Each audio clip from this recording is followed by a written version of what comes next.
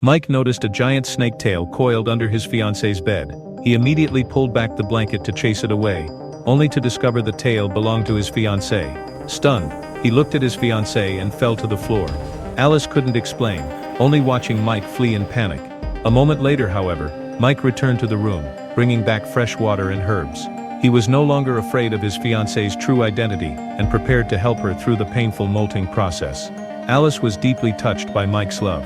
Mike stayed by Alice's bed all night, taking care of his weakened fiancée. Mike saw that she had run out of herbs, and immediately went out to gather more.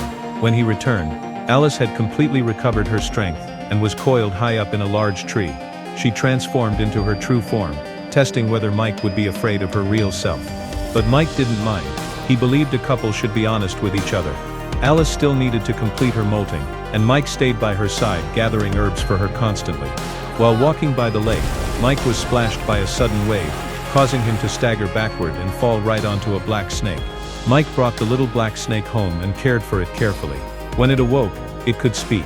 Mike wanted to ask it about his fiancée, but the little black snake seemed deliberately evasive. It asked Mike to put it back in the lake. Once in the water, the little black snake regained its power, and transformed into a giant black python. But the python was Alice's enemy, and immediately tried to harm her. The two giant snakes began to fight, but Alice had not yet completed her molting, and could not use her full power, causing her to lose ground rapidly. Just as the black snake was about to deliver a fatal blow, Mike immediately shielded his fiancée with his body, ready to protect his love with his life.